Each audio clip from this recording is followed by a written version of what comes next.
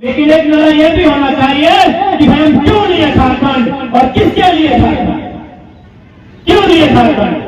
हम तो बिहार में थे, कभी बंगाल का हिस्सा था, तो क्यों लेने गए हम झारखंड, किसके लिए झारखंड लिए।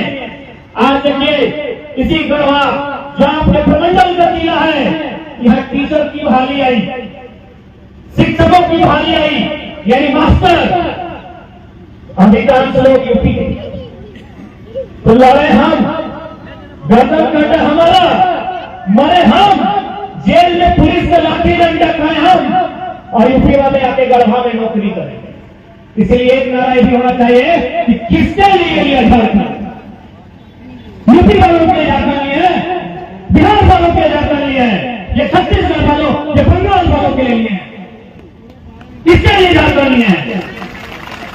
फर्ज हमारा, बलिदान हमारा, इन जेलों में, काली कोठरियों में दम तोड़ने का काम किया है हमारे पूर्वजों ने। कभी नीलांबर पीतांबर ने, कभी सिद्धू कानू, कभी बिरसा भगवान ने, कभी लोकनाथ महतो, कभी निर्मल महतो ने, इस राज्य के लिए कभी टिके तुमराव ने, कभी शेर भिखारी ने अपने जानों का, अपने प्राणों का आहुति देने का काम किया। इसलिए भाई हमारे छोटे छोटे बच्चे बेरोजगार होंगे, अच्छी शिक्षा लेने के बाद आगे चलकर विदेश करने जाएंगे, आगे चलकर प्रदेश करने जाएंगे, और बाहर के लोग आकर यहाँ बड़ी बड़ी कंपनियों में, हमारी नौकरियों में अगर अधिकार करेंगे तो किसके लिए झारखंड, आने वाली पीढ़ी के लिए। जितना भी यहाँ जुट लिया दादा मन, दीदी मन, तो मन के एक संदेश हम कहना चाहिए, ये लड़ाई हम इनके नहीं लगो, हम इनकी उम्र भाई गो 30 साल, 25 साल, 35 साल, 40 साल, 50 साल, ये लड़ाई हो जे छुआ मन तुम्हार कोरा में, जो गिदवे के कोरा में लेके आए हैं, तो अपनी खातिर लड़ाई क्या बचेगा उनके लिए। ये लड़ाई इन छोटे छोटे मासूम बच्चों के लिए हम लोग लड़ रहे हैं कि इनके लिए बचेगा क्या। एक तरफ बड़ी बड़ी कंपनियां, इंटरनेशनल, नेशनल कंपनी हमारी जमीन का अधिग्रहण कर रही है, कहीं डैम बना रही है, कहीं कोयला का खदान बना रही है, कहीं कोई फैक्ट्री लगा रही है। एक तरफ बड़ी बड़ी कंपनी हमारी जमीन को अधिग्रहण कर रही है, दूसरी तरफ ये राज्य सरकारें और केंद्र सरकार मिलकर हमारी नौकरियों को, हमारे अधिकारों को बाहर के लोगों को बेच रही है। तो हमारे पास क्या बचेगा, आने वाली पीढ़ी को हम क्या देकर जाएंगे। आज जब नौकरी की व्यवस्था नहीं थी, तब हम अपने आने वाली पीढ़ी को खेत देके जाते थे, हमारे बाप दादा आने वाली पीढ़ी को खेत देके जाते थे कि बाबू खेतवा तोड़ भाई गलो, कहकर में जोत तोड़ करिए, धान गेहूं उगाई है, साग सब्जी उगाई है, और कहीं आ रही है। आप तो खेतवा रहना चाहे, ये बड़का बड़का डैम, ये बड़का बड़का कोयला के खदान, तो हम आने वाली पीढ़ी को क्या देंगे।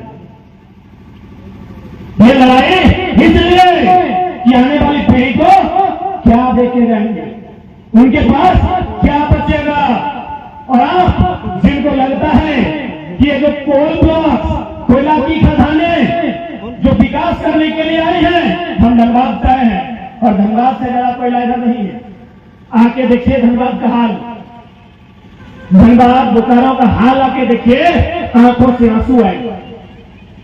इतना इतना गड्ढा खोद के कोयला निकासी का काम हुआ है कि वहां ना फसल उगेगा, ना 5 किलोमीटर के दायरे में लोग जीवन यापन कर पाएंगे।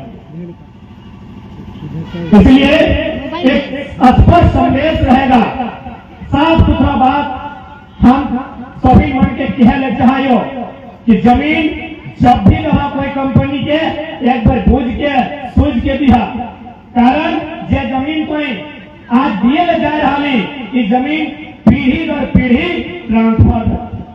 आज कोई खेले, कोई जब दुनिया के छाड़े के समय आता है तो अपन बच्चा यानी उत्तराधिकारी ओकरा जमीन दे के फिर ओकरा इस तरह चलते रहे। लेकिन आज से कंपनी के हमने जमीन दिए के जा रहा, 2-4 पैसा यदि उन्हें पौने दाम में मिल रहा है, तो नौकरी भी अगर कहे कहीं तो 40 साल एक पीढ़ी दर पीढ़ी की नौकरी कोई निकल है। पीढ़ी दर पीढ़ी कोई भी company upon term and condition में, रूल और रेगुलेशन में लिखले है कि जब तक मेरा कंपनी रहेगा, हम उस परिवार को जिनसे जमीन लिया जा रहा है पीढ़ी दर पीढ़ी नौकरी देंगे। इसका मतलब क्या है? हमारे बाद जो हमारी आने वाली पीढ़ी होगी उसको भूख नहीं लगेगी। यदि उसको भूख लगेगी तो हम सिर्फ अपने बारे में क्यों सोच रहे हैं, इसी जनरेशन के बारे में क्यों सोचेंगे? इसलिए जो भी कंपनी आए उसे बोलिए कि भाई ये जमीन जो आप हमसे लेंगे इसमें शर्त रहेगा कि जब तक इस जमीन पर कंपनी रहेगी पीढ़ी दर पीढ़ी नौकरी देना। यदि आप में कैपेसिटी है, यदि आप में दम है तो फिर कागज पर साइन कीजिए और जमीन लेने का काम कीजिए, और नहीं तो मेरी जमीन मेरे पास